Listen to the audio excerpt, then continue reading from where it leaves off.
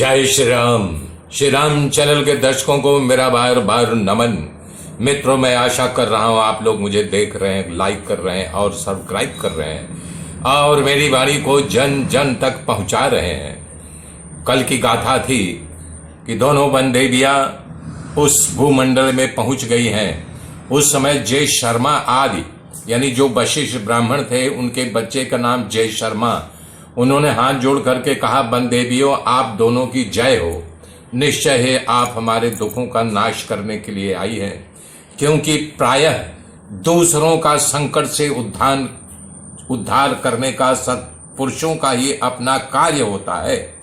जय शर्मा आदि के ऐसा कहने के पश्चात वे दोनों देवियां बड़े आदर से बोली, तुम सब अपना वो दुख बताओ जिससे ये सारा जन समुदाय दुखी दिखाई दे रहा है। तब जय शर्मा आदि बोले, देवियों यहाँ दो ब्राह्मण पति पत्नी थे जिनका आपस में बड़ा स्नेह था। वो यहाँ पधारे हुए सभी लोगों का आतिथ्य सत्कार करते थे। ये अपने कुल परंपरा के अनुसार दूध गाय रखे थे, उसी गाय के दूध से यानी कि जो अतिथि आते थे उनका यानी कि लालन पालन सत्कार करते थे। दी जातियों की मर्यादा की तो स्तंभ ही थे, ब्राह्मण जातियों की मर्यादा का वो स्तंभ थे। वे ही दोनों हमारे माता पिता थे। इस समय पुत्र बंधु बांधव और पशुओं सहित इस घर को त्याग करके वो दोनों स्वर्ग को चले गए हैं। इससे हम तीनों लोग हमारे लिए सूना दिखाई दे रहा है। इसलिए हे देवियों, आप दोनों पहले हमारे इस शोक का निवारण करें, क्योंकि महात्माओं के दर्शन कभी निष्फल नहीं होते। पुत्र जय शर्मा जब ऐसा कह चुका तब माता लीला ने अपने हाथ उसके मस्तक पर रखा। उसके हाथ के स्पर्श से जय शर्मा के दुर्भाग्य रूपी संकट का तत्काल निवारण हो गया। घर के सभी लोग उन दोनों देवियों के दर्शन से अमृत पीने वाले देवताओं के समान दुख से मुक्त हो दिव्य शोभा को प्राप्त हो गए। श्री राम जी ने पूछा, भगवान, माता लीला ने अपने पुत्र जय शर्मा को माता के रूप में क्यों नहीं दर्शन दिए? आप पहले मेरे इस मोह का निवारण कीजिए।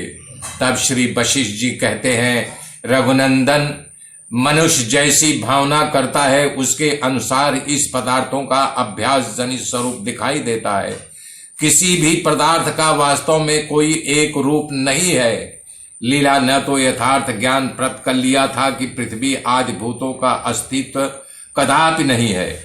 चेतन आकाश रूप जो ब्रह्म है वो कल्पना द्वारा ही मिथ्या प्रपंच रूप से प्रकट हो भाषित हो रहा है। उसका जय शर्मा के पति पुत्र आदि का स्नेह जनित शेष नहीं रह गया था। तो कह रहे हैं इसलिए कि उसने उसे पुत्र के रूप में न तो अपने माता के रूप में पहचाना और न इसने उसे अपने पुत्र के रूप में यानी कि ज्ञान दिया। इसलिए उसे अपनी माता के रूप में लीला का दर्शन नहीं हुआ। सर्वत्र सभी रूपों में केवल एक चेतन स्वरूप परब्रह्म परमात्मा ही विराजमान है।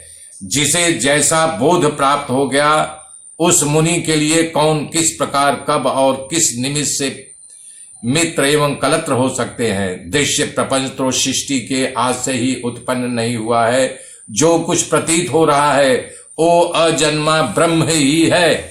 ऐसा यथार्थ ज्ञान वाले लोगों को राग देश से युक्त सृष्टि कैसे प्राप्त हो सकती है?